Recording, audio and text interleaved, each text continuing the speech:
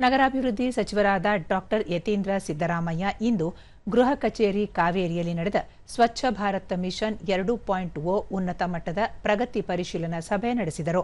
ಸ್ವಚ್ಛ ಭಾರತ್ ಮಿಷನ್ನ ರಾಜ್ಯ ಅಭಿಯಾನ ನಿರ್ದೇಶಕರಾದ ಡಾಕ್ಟರ್ ಆರ್ ಸೆಲ್ವಮಣಿ, ನಗರಾಭಿವೃದ್ಧಿ ಇಲಾಖೆ ಕಾರ್ಯದರ್ಶಿಗಳಾದ ಬಿಬಿ ಕಾವೇರಿ ಮತ್ತಿತರರು ಉಪಸ್ಥಿತರಿದ್ದರು.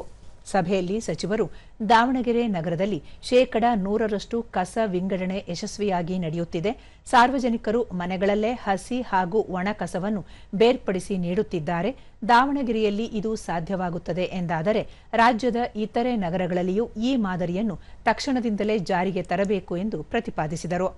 ನಗರಗಳಲ್ಲಿ ವರ್ಷಗಳಿಂದಿರುವ ದೀರ್ಘಕಾಲದ ಕಸ ವಿಲೇವಾರಿ ಮಾಡುವುದು ಎಷ್ಟು ಮುಖ್ಯವೋ, ಪ್ರತಿದಿನ ಹೊಸದಾಗಿ ಸಂಗ್ರಹವಾಗುವ ಕಸವು ವಿಂಗಡಣೆಯಾಗದೆ ಮತ್ತೆ ಕಸದ ರಾಶಿಯಾಗಿ ಮಾರ್ಪಾಡಾಗದಂತೆ ತಡೆಯುವುದು ಅಷ್ಟೇ ಮುಖ್ಯ ಎಂದು ಹೇಳಿದರು.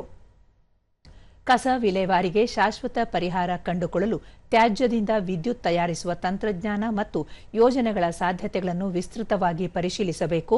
ಪ್ರಸ್ತುತ ಬಿಡದಿಯಲ್ಲಿ ಯಶಸ್ವಿಯಾಗಿ ನಡೆಯುತ್ತಿರುವ ಯೋಜನೆ ಮಾದರಿಯಲ್ಲೇ ಮುಂದಿನ ಹಂತಗಳಲ್ಲಿ ಇತರೆ ದೊಡ್ಡ ನಗರಗಳಿಗೂ ಇದನ್ನು ವಿಸ್ತರಿಸುವ ನಿಟ್ಟಿನಲ್ಲಿ ಆಲೋಚನೆ ಮಾಡಬೇಕು ಎಂದು ಸಲಹೆ ನೀಡಿದರು.